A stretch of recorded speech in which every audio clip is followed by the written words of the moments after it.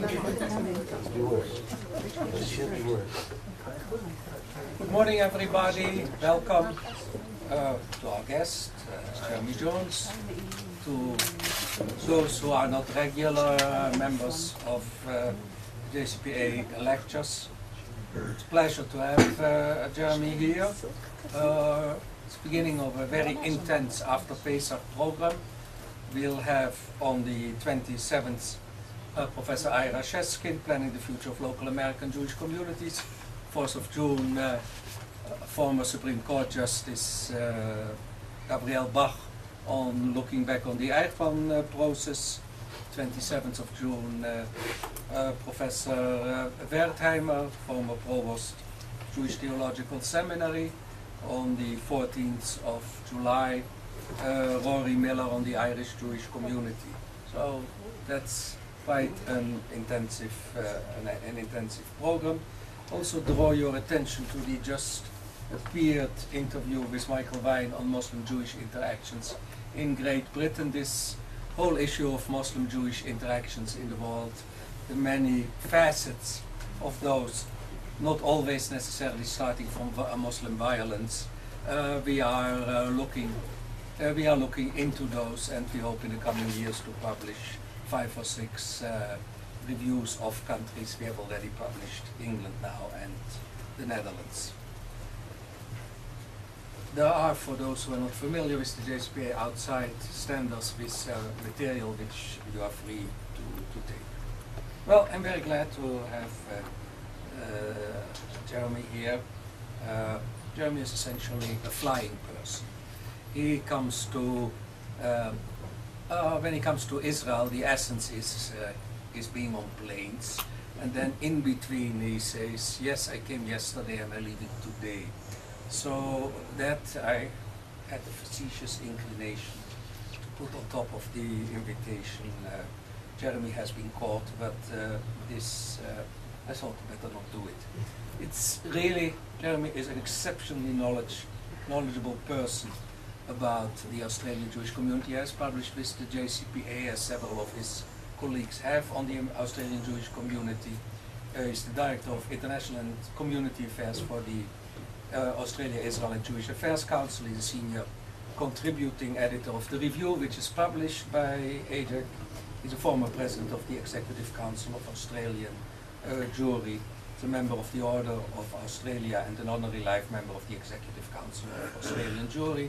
And in 2007 he became the 20th recipient of the Australian Human Rights Medal. So it's certainly an honor for us to have you here, and I'm glad that you for once came more than for 24 hours, so that after years we finally can have you speak here.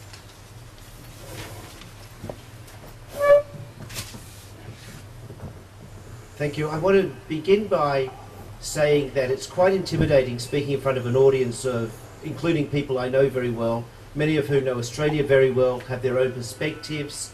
The difficulty is that when you speak to a normal audience of people you don't know, they're generally very polite. Even if they can't stand what you said, they won't say it to your face. But those who feel they have sort of friendship or relationship to you are often quite free with their criticism.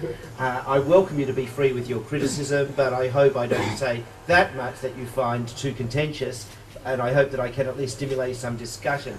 But I must say, if this is intimidating, I have to go back 6 weeks. 6 weeks ago, I was asked to speak at a family reunion. My great-great-grandparents came to Australia in 1858, 150 years ago. But they came already as a Jewish family. They had a married couple with 2 children. They arrived in Melbourne on 31st March 1858, and we had a family reunion on 29th and 30th, 2008. It was fascinating to look at the family tree, because of that family, the overwhelming majority have remained Jewish, which is very unusual for a family arriving in Australia at that time. Even more so, in my family tree, that is one of the children of the original couple, there is only one non-Jewish descendant out of almost 400 people. That is the product of someone making Aliyah and having a child by a Dutch kibbutz volunteer. But those of us who remained in Australia have only had Jewish descendants. And it's also interesting, though, when we look at the makeup of the entire family, and how it's reflected the community we have today. Because in our family, yes, probably 20% of the descendants are not Jewish, which is a small proportion when we look at the typical family of that time. Quite a number of the people in the family have married children or grandchildren of Holocaust survivors, which is typical in the Australian Jewish community, although it's an old Australian established family. About 45 to 50 of the descendants are Lubavitch Hasids, and that's like four nuclear families, so they're large, but nevertheless it's a proportion within the community. There was a huge range of religious observance, but the most important thing that I think in this is to reflect on the sort of country they found 150 years ago. Because when they arrived in Australia, my great-great-grandfather became the first magistrate of the city of St Kilda, even though he was Jewish and publicly Jewish.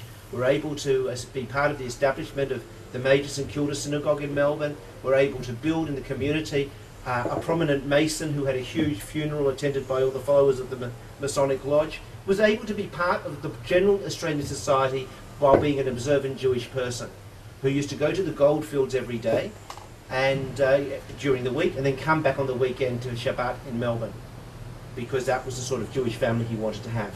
That goes back to a community that 150 years ago, and we look at the personality and the issues from his life.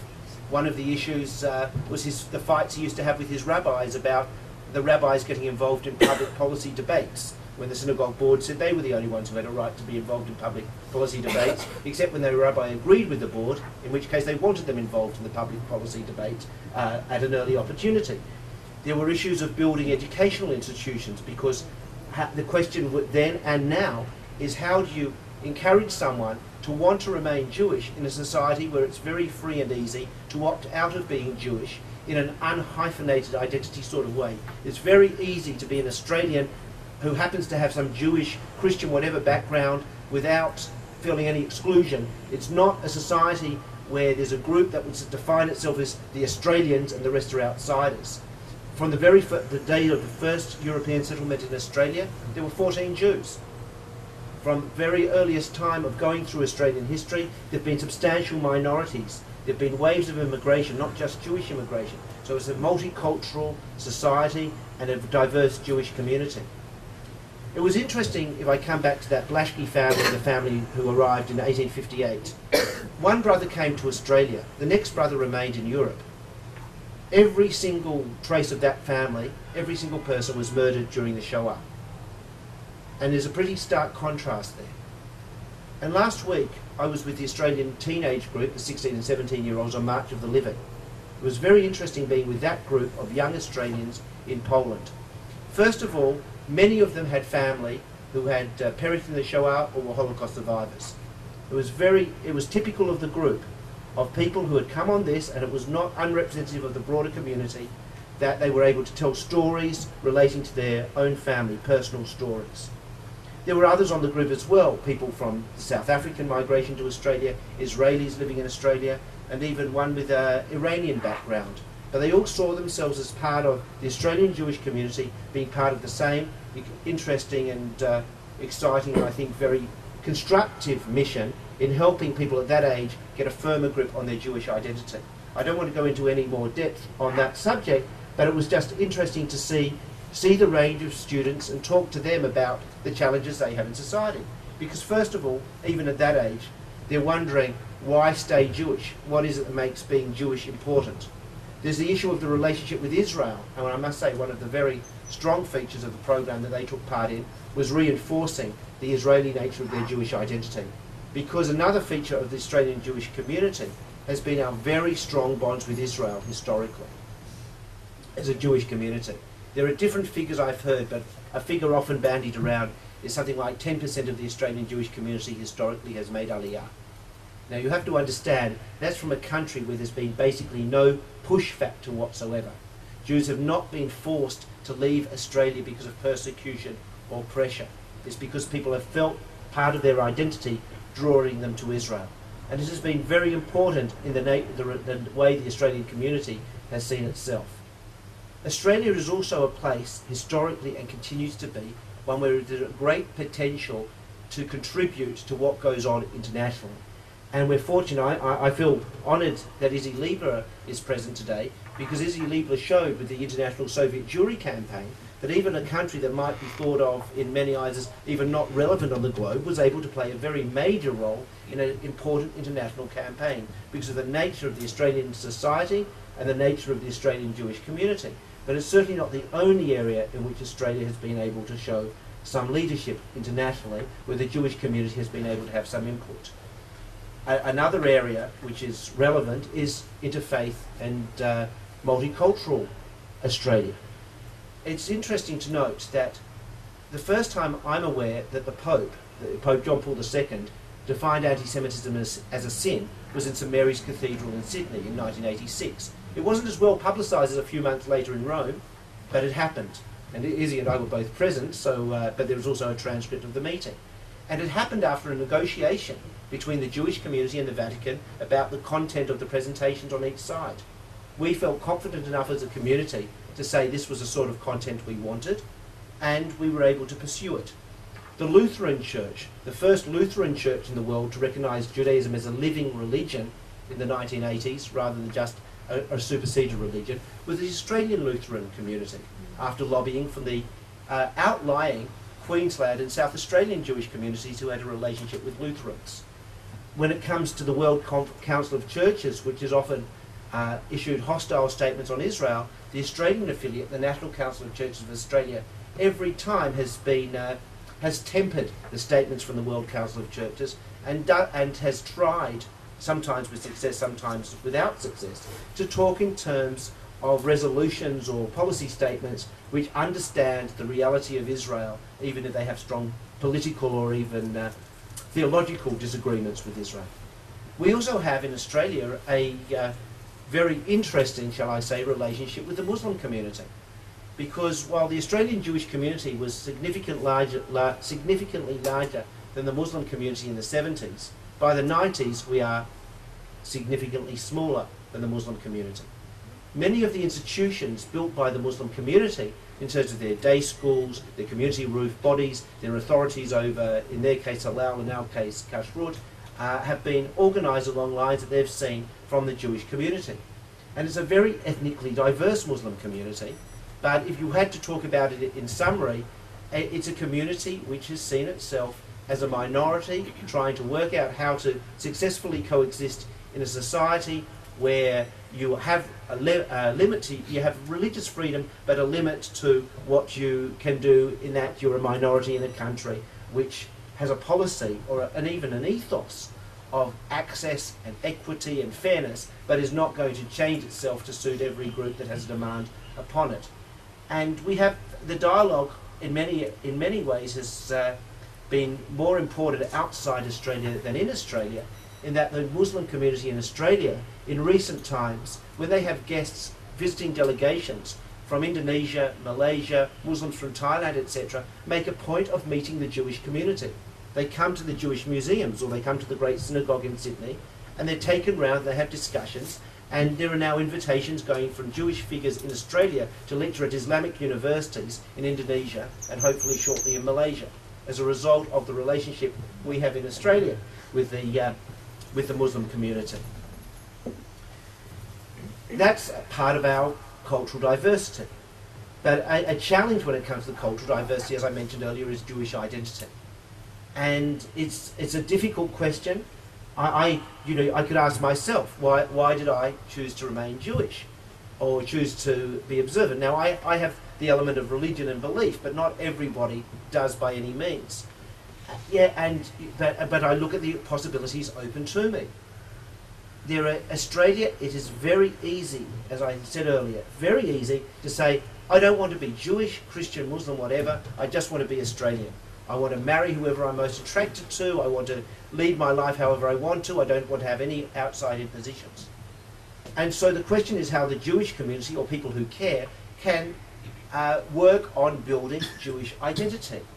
And the main focus historically, and historically not even going that far back, has been Jewish day schools. There's a very high proportion of the Jewish community at Jewish day schools. I don't like putting exact percentages on for the simple reason that when we have a census, we do not have to declare our religion. And I actually believe the Jewish community is much larger than most demographers report. If demographers say the community is about 100,000, I tend to think we're probably closer to 150,000, which would make our percentage at schools much smaller than if you use the smaller figure. But regardless, the day schools work very hard at reaching as many people as they can, and there is a range of day schools which address different needs religiously within the community, sometimes culturally, but mainly different religious needs. The interesting thing is going to be in the future what happens with the children of graduates of Jewish day schools, whether they send their children to Jewish day schools, how firm their identity is, and how they build a future Jewish community. And at the moment I would have to say it's probably too early to say conclusively that the Jewish day schools have stemmed the problem of those leaving the community or greatly strengthened them, but I would like to think intuitively that they have been making quite a major contribution to keeping people within the Jewish fold.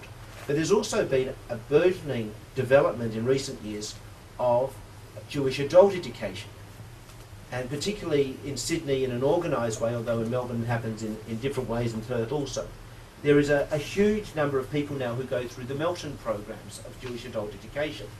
Every year now, for a number of years, we've had a limud, like the London limud. It's called Limud Oz in Australia, with more than one meaning of Oz, obviously.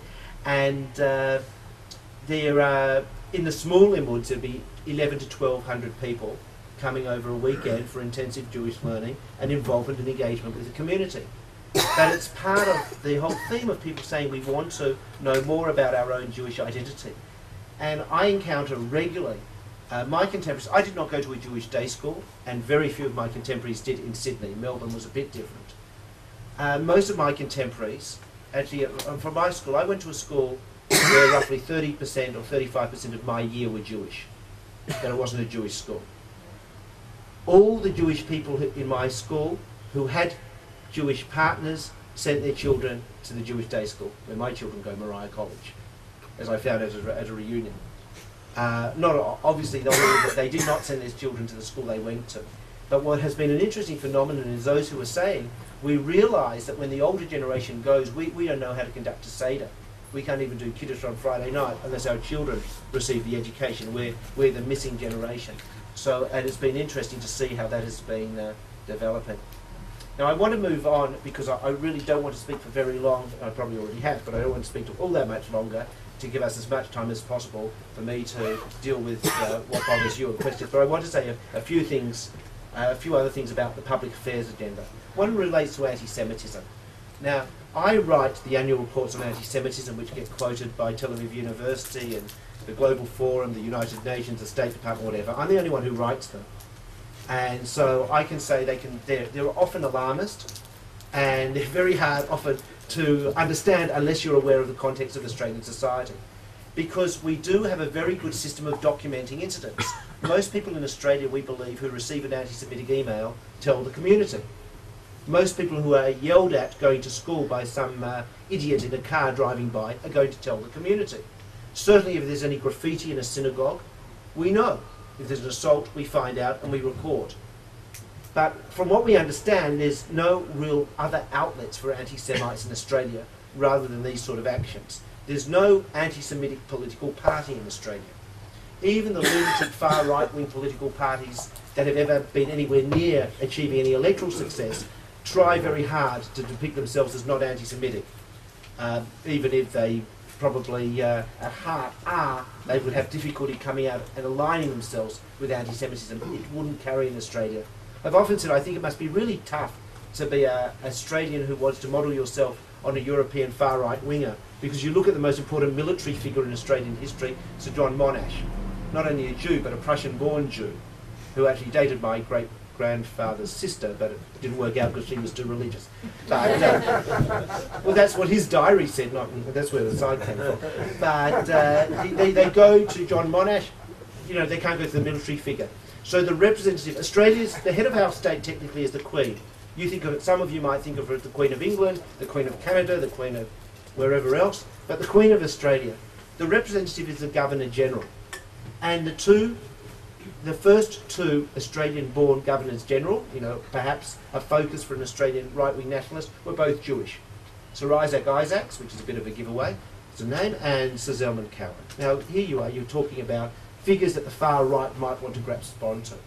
The left also have a bit of a problem, the left anti-Semites, because in one of the big issues that's been very important to the left over the years has been Aboriginal reconciliation, the relation between the general community and the Indigenous community. And when you start throw out important names in that campaign, often you are going to come up with Jewish names. It could be Ron Caston, of blessed memory, who was so important in the most important legal cases for land rights. It could be Justice Marcus Einfeld, or in recent days Mark Liebel, the head of Reconciliation Australia. You're talking about Jewish people involved in a cause dear to the left in a very prominent, active way.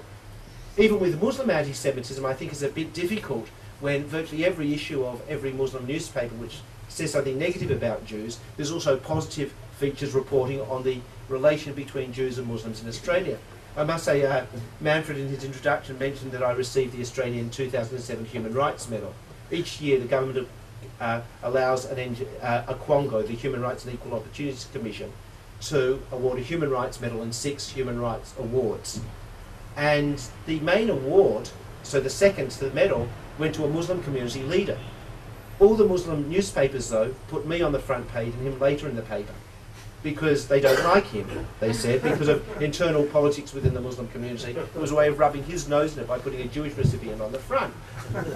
And this is the reality in the Australian community. We also had one of the most bizarre circumstances I've had, which might appear later in a series on Muslim communities, is about 2 years ago, a Muslim school asked me to come to the opening of a new wing of the school by the Prime Minister of Australia.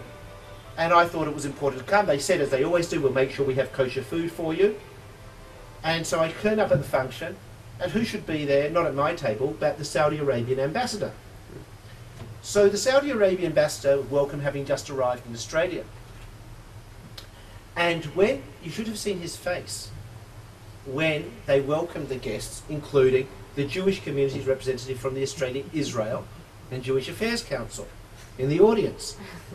I think he must have thought he was on another planet when, without notice to me, I was asked to say a few words, and not knowing what to say, being given no notice, I began to give myself time to think by recognising particular colleagues in the crowd of the Muslim community with whom I'd worked on different projects. As it turns out, he's actually quite a nice fellow, and although when he was asking everybody, saying, you must make the Hajj, he didn't tell me I had to make the Hajj, but he did say he hoped I would come to Saudi Arabia one day, and I could think of all these Israeli jokes about the visit to Saudi Arabia, but decided not to. Just thanked him for his offer. But we do have a relationship where that's not so unusual. And as I said, what's been happening in recent times is the Muslim community, when they've been hosting guests, have decided to show them something in Australia they won't see, has brought them to Jewish institutions. Now, this doesn't mean we don't have within the Muslim community very serious problems and threats. We have basically, as I said, Australia's multicultural. We've drawn our community from virtually everywhere, and virtually everywhere has crazy groups within it. And certainly when it comes to some of the Muslim community groups, particularly within the Arab Muslim community, which is a substantial part of the Muslim community, every political faction, be it Hezbollah, Hizb ut-Tahrir, whoever, they're all going to be representative and have followings. And if anybody's ever in Sydney at the end of Ramadan, if you go to the Eid Multicultural Festival and Fair, where they have 20 to 30,000 Muslims in the audience, as well as having the annual address by the Jewish community representative and the Christian community representative to that audience, you can also go to all the stalls in the little fete, and you can see all the extremist political groups within the Muslim community. We also have the issue, of course, of concern with terrorism, which doesn't require a large number of people or a community, but sometimes does require a mindset within a community to allow people to go a lot further than they otherwise might.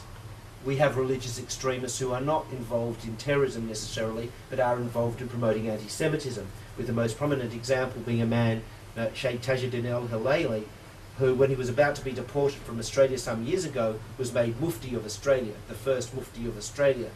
Although he didn't even have a job in his own mosque, he was the number 2 imam at his own mosque, became the Mufti to keep him in Australia, where he was able, right to this day, to continue. He's no longer Mufti, but to this day continues to make inflammatory comments, although I think he's decided women are more offensive to him than Jews at the moment, so most of his offensive comments have been aimed at women who don't dress, Australian non-Muslim women who don't dress in appropriate Muslim garb to suit his particular desires. It's also interesting, when he made anti-Semitic comments, yes, he was condemned, but when he made comments about the way women dress in Australia, he came under far more sustained criticism. Also, I mentioned the Saudi Arabians. One of the big issues in Australian politics recently has been the realisation that vast sums of money have been coming from Saudi Arabia and other sources to institutions set up by the Australian government to promote moderate or an Australian version of Islam. Teaching institutions where the idea is that the government set these up to say we can't have overseas imams coming and corrupting our youth. In our universities, in our system, we'll produce a moderate form of Islam. And then they find that these institutions are going out begging for money from Saudi Arabia and other places. And we're finding Saudi students allowed to study at these institutions. And anybody with a mild awareness of what the Saudi Arabian government permits its citizens to do overseas would know it's not going to be anti-Wahhabist if the Saudi Arabians allow their students to study there. So this is a live issue in Australia. One university is already talking about giving the money back, another is standing its ground. It's a difficult issue, made more difficult in one sense by the last thing I want to mention, which is the fact we have a new government. For the previous 11 years, Australia was ruled by a right-of-centre coalition of the Liberal Party and the National Party. It wasn't very right-of-centre, it was probably more centre than right, and it's been replaced by a government left-of-centre, but probably more centre than left, the Australian Labor Party. And although on many of the issues that affect our community, their positions are almost identical, there are some variations on the theme. For example, a Muslim figure, a controversial Muslim figure is probably the best way to describe him in a short period of time, Tariq Ramadan, recently visited Australia. He visited under the previous government, who ignored him and refused to meet with him. A minister, or a parliamentary secretary, in the current government introduced him at his major public function, because that's what his advisors said he should do. The content was the same. Tariq Ramadan said nothing in Australia that could add to his file of offensive or complicated things. He said, integrate with the community in which you live, that's the best thing to do. That was his message. But we know it's more complex than that when it comes to a person like Tariq Ramadan. Another question that comes up is obviously going to be relations with Israel, because the Liberal Party, the Liberal National Coalition, was an extremely strong supporter of Israel internationally. The Labor government, one of its earliest motions through Parliament was a bipartisan resolution applauding Israel's 60th anniversary, with very passionate speeches given by the Prime Minister and the Leader of the Opposition. And the one or two members of Parliament who didn't agree with it, one on each side actually came out publicly, were not present at the debate in the chamber, so it was passed unanimously. Because it's not that they came and abstained or voted against, they just didn't sit there during the vote. And the Senate, where there was more concern it wouldn't be as unanimous, because the Senate has proportional representation and the Greens are represented, and the Greens include some anti-Israel people, it was just dealt with by statements by members rather than an attempt to get a resolution up. But we nevertheless had that resolution. Another issue that's come up with this government has been how you deal with Iran. Because in opposition, the Australian Labor Party were calling for the President of Iran to be hauled before the International Criminal Court. Now they're in government, they've said they have not dropped this idea, just working out the practicalities and whether it would suit people to be pursued. But they were under a lot of pressure, even from their predecessors in government, to say this is just a crazy idea, you can't do it. But the concern with Iran is very great. There's a lot of enmity towards Iran. But a problem we have is that the previous government recognised that Australia actually has an advantage of being a very free, independent country. We're not part of the European Union. We don't have to worry what the EU colleagues say. We're not dependent for one country for oil, a country for anything else. We're able to be independent. But the current government has many former diplomats in positions of power and influence, including the Prime Minister. And their view seems to be that multilateralism is a very good way to deal with the world, and institutions like the United Nations are very important, and you work through those processes, not around the processes. And I really don't want to go back to the bad old days I remember, where I would be meeting with foreign affairs officials who would show me how they had succeeded for Israel by inserting 2 commas, taking out an and putting in 2 qualifying statements to improve a horrible United Nations resolution. Yes, they had fought for the right side, but the outcome was still something that you would think would not, in any circumstances, be satisfactory. But there's also the question of whether that would allow Australia to be as free to move as it would be otherwise if it's got an eye on, first of all, election to the Security Council, and secondly, using the United Nations processes as a major way of pursuing international policy. Another issue that they're dealing with at the moment is the issue of the review conference for the World Conference Against Racism in Durban in 2001, the review conference scheduled for next year. Very difficult issue for any government. I was at Durban 1, at both the non-government conference and the government conference.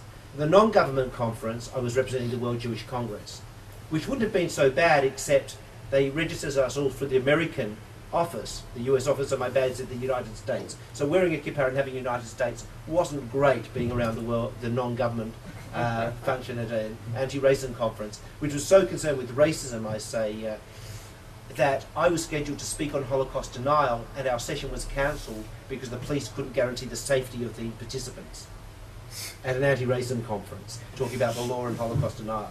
At the government conference, I was part of the Australian delegation, and even when the Israelis and Americans were there and hadn't walked out, I was the only person wearing a kippah. It was a fascinating experience, because after America and Israel walked out, all the governments who were told in particular things to go with Israel came and said, well, you're the closest thing we've got to Israel, someone wearing a kippah, so we'll follow your direction on these issues. But it was fine because the Australian government were one of the most upfront governments in saying, we're serious about racism, but we're not going to sell out one or two groups for a larger agenda. And they were very good throughout. Now the new government has to finesse what it does. One change, the Muslim community in Australia has been, I won't say lavish with money, but a huge amount of government money has been expended in recent years on trying to stop Muslims being extremists. This is a challenge the government felt it has had. So if you apply for a community relations grant from the government and you say you want to promote good relationship between Serbs and Croats in your neighbourhood where they're fighting, or Greeks and Macedonians, you may or may not get a hearing. But if you say you want to do something with Muslims, there's lots of money available, not only from the department that deals with this